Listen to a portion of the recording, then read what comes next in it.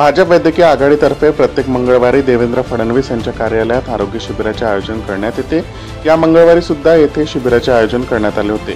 प्रसंगी कोलकाता येथील हॉस्पिटलमध्ये महिला डॉक्टरवर झालेल्या अत्याचाराच्या घटनेवर उपस्थित डॉक्टरांनी रोष व्यक्त करीत काळ्या फिती लावून काम केले आहे। यावेळी त्यांनी बंगालच्या मुख्यमंत्री ममता बॅनर्जी यांचा निषेध देखील व्यक्त केला।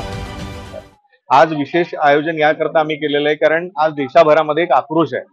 या देशभरामध्ये आमच्यापैकीच एक सहकारी आमची भगिनी आणि जी डॉक्टर होण्याचं स्वप्न उराशी घेऊन कोलकातामध्ये त्या मेडिकल कॉलेजमध्ये गेली होती आणि तिच्यावर तिथे अतिप्रसंग झाला आणि तिचा खून करण्यात आला।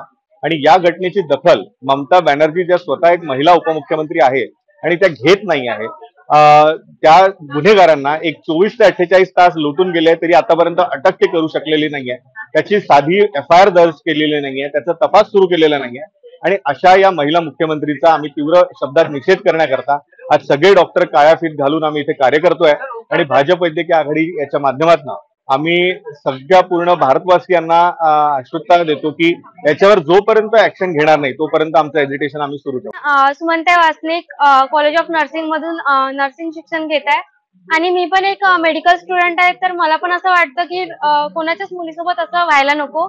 फक्त मेडिकल फील्डच नाही तर कोणत्या पण मुलीसोबत असं व्हायला नको। आम्ही आज इथे आलो होतो, जो कॅम्प इथे आयोजित करण्यात आला होता यासाठी आम्ही आमच्याकडून एक सेवा म्हणून आमचे कार्य केले आहे आणि इथे आम्ही एक सेवा म्हणून आमचा जो भाग आहे तो इथे नोंदवला आहे।